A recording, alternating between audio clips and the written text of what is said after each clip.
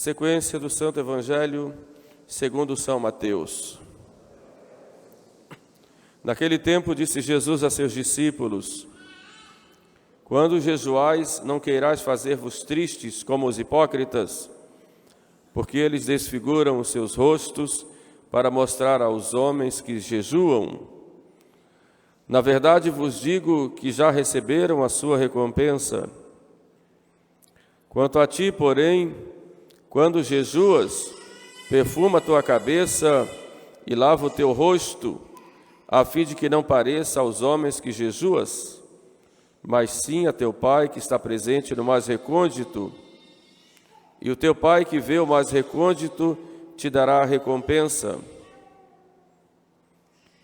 Não queiras entesourar para vós tesouros na terra, onde a ferrugem e a traça consomem, e onde os ladrões os desenterram e roubam. Ao contrário, entesourai para vós tesouros no céu, onde nem a ferrugem nem a traça os consome, e onde os ladrões os não desenterram nem roubam.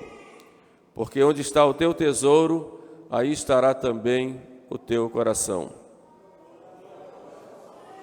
Que pelas palavras do Santo Evangelho sejam perdoados os nossos pecados.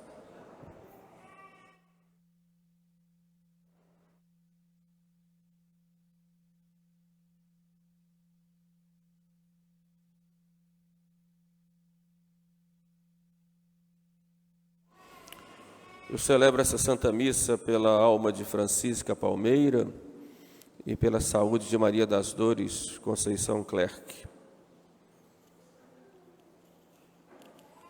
Como dissemos no início da Santa Missa, nós começamos hoje o tempo da Quaresma, esse tempo de 40 dias, de peregrinação nossa num deserto, 40 dias de penitência, de sacrifícios, e 40 dias para nós pensarmos nas grandes verdades, nas verdades eternas, pensarmos a respeito do pecado, da nossa morte, do juízo, de uma sentença que virá depois da morte, mas sobretudo o tempo de pensarmos no grande amor de Deus para conosco, que se volta para nós com o seu perdão, com a sua misericórdia, pronto a nos acolher se nós estamos realmente arrependidos. É um tempo próprio de penitência e de conversão, isto é, de uma mudança de rota, uma mudança de caminho, se estamos nos descaminhos próprios da nossa vida. Olhando sempre um foco, o principal, que é a nossa comunhão com Deus e a santificação de nossa alma. É o tempo, então, de fazermos um exame de consciência apurado e vermos quantas coisas nós temos que deixar, outras que temos que abraçar, para podermos fazer a vontade de Deus. E as leituras de hoje nos dão alguns pontos de meditação a respeito do que é esse tempo quaresmal para nós, como membros da Igreja. Na primeira leitura, Deus nos fala através do profeta Joel: Voltai-vos para mim de todo o vosso coração, com jejuns, com lágrimas e com gemidos. Voltar-se de todo o coração é voltar, é ir para Deus com uma verdadeira conversão interior. Mudar o modo de agir, o modo de pensar, mudar os seus sentimentos, os seus planos e colocar tudo isso no caminho de Deus. É uma conversão que começa aqui dentro e que vai ter as suas consequências exteriores.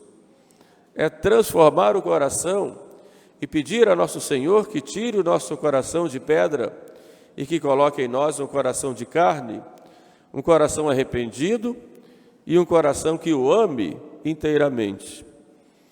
Quantas vezes nosso coração se volta para tantas coisas do mundo, enquanto que deveria voltar-se inteiramente para Deus. Por isso Deus nos fala através do profeta: Voltai-vos para mim de todo o coração. Rasgai os vossos corações e não os vossos vestidos, e convertei-vos ao Senhor vosso Deus.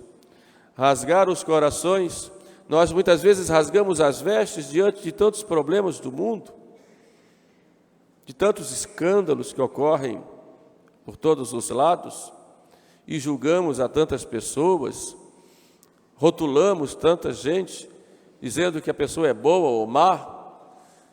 E o profeta nos diz: rasgai os vossos corações e não os vossos vestidos. Ou seja, nós em primeiro lugar temos que olhar para nós, se nós estamos realmente seguindo a vontade de Deus. Rasgar o coração significa abrir esse coração para que Deus possa penetrar com a sua graça. Então, essas atitudes devem partir de nós. Mas nós sabemos que, por outro lado, Deus acolhe as nossas intenções, os nossos gestos, nossas atitudes, nossos anseios, nossos planos, e acolhe a nossa penitência. E o profeta então vai nos dizer, porque Ele, Deus, é benigno e compassivo, paciente e de muita misericórdia, e inclinado a suspender o castigo, e quem sabe se Ele quererá voltar-se para vós e vos perdoar, e deixar sobre vós uma bênção. Ou seja, as nossas atitudes de conversão, e devemos partir daí, elas vão ao encontro da graça de Deus, que vem nos transformar. A verdadeira conversão é obra da graça, mas é uma atitude nossa que corresponde também a uma atitude de Deus. E se nós nos voltamos para Deus, Deus não nos abandona, Deus nos acolhe, nos dá o perdão e nos transforma. Por isso, é a nossa atitude com a atitude de Deus. Como diz Santo Tomás, a graça supõe a natureza. Deus dá a graça, mas é preciso que nós façamos a nossa parte, que nos convertamos e que tomemos verdadeiras atitudes de penitência. São João Batista, ao preparar o povo para a vinda do Salvador, ele chamava a atenção dos judeus, dos fariseus sobretudo, e sacudia e os jogava contra a parede. Vocês não fiquem dizendo: temos Abraão por pai, porque Deus pode fazer dessas pedras muitos filhos de Abraão. Convertei-vos, convertei-vos. E não fiqueis dizendo: temos Abraão por pai. Fazei verdadeiros, dignos frutos de penitência. Eis o X da questão. Que penitência nós vamos fazer? Na verdade, a nossa vida deve ser uma vida de penitência e de oferecimento dos sacrifícios do dia a dia a nosso Senhor, sem reclamações, mas oferecer a nosso Senhor os pequenos sacrifícios do dia a dia como ato penitencial para que Deus nosso Senhor nos perdoe e seja misericordioso. Porém, continua o profeta Joel, essa atitude nossa não é atitude apenas individual, é uma atitude da igreja.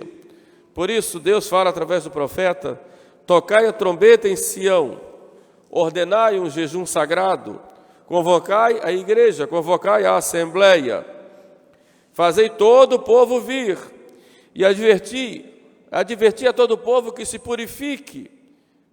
Juntem os velhos, as crianças, os pequeninos de peito, o esposo deixe o seu quarto, deixe a esposa saia da sua alcova. Ou seja, é necessário que a igreja toda se reúna nesse tempo. A igreja que, por causa dos nossos pecados, dos pecados dos seus filhos, por causa de tantos escândalos que nós damos, tantos maus exemplos que nós damos ao mundo, então toda a igreja nesse tempo se reúna para uma grande penitência.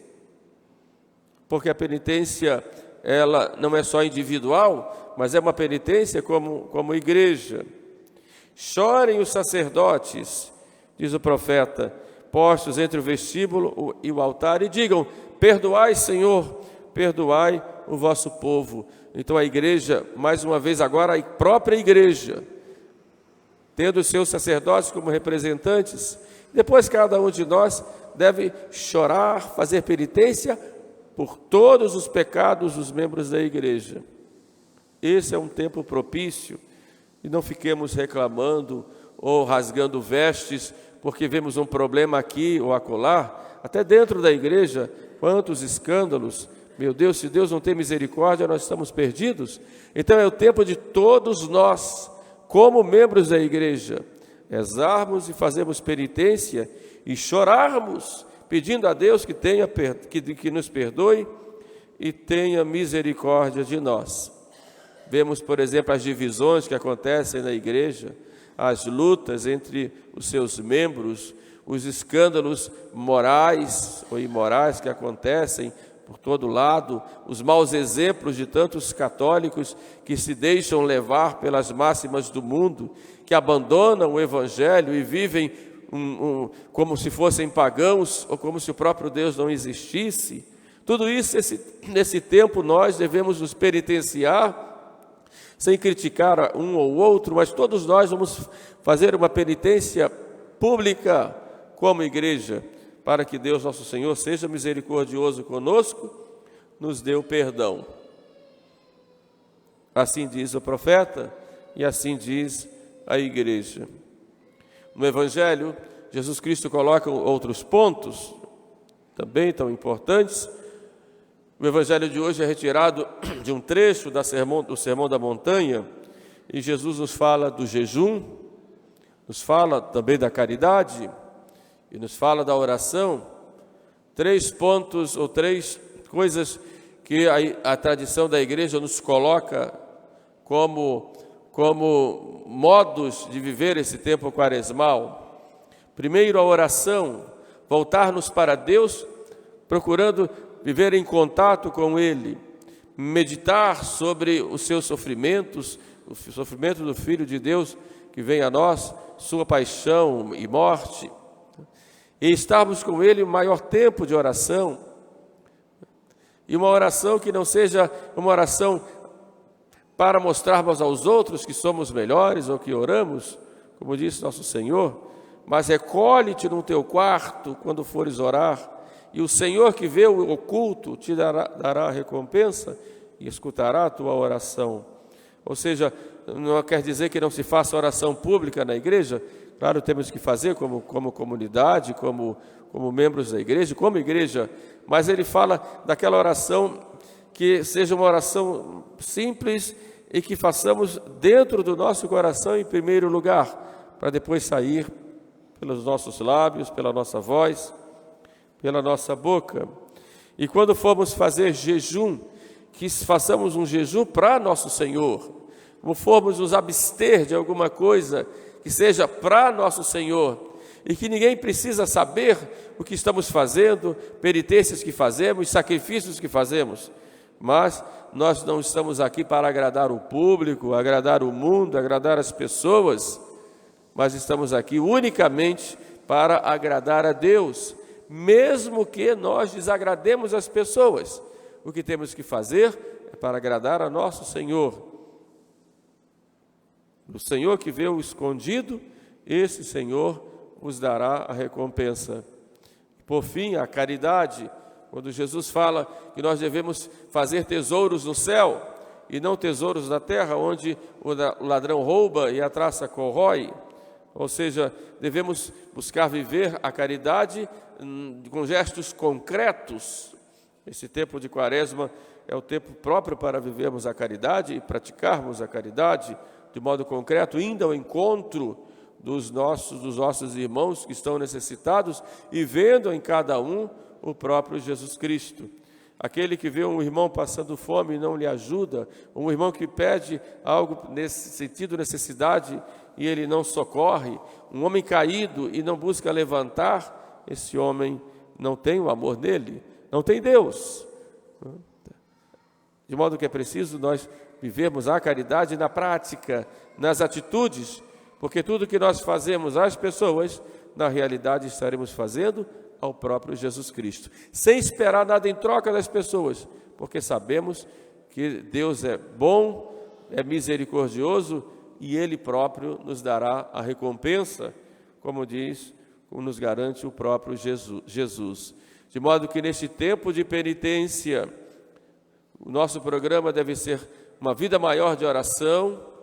Então, busquemos rezar mais, fazer mais meditação, estarmos mais unidos a Nosso Senhor nesse contato íntimo com Ele. Por isso, deve ser um tempo de mais recolhimento,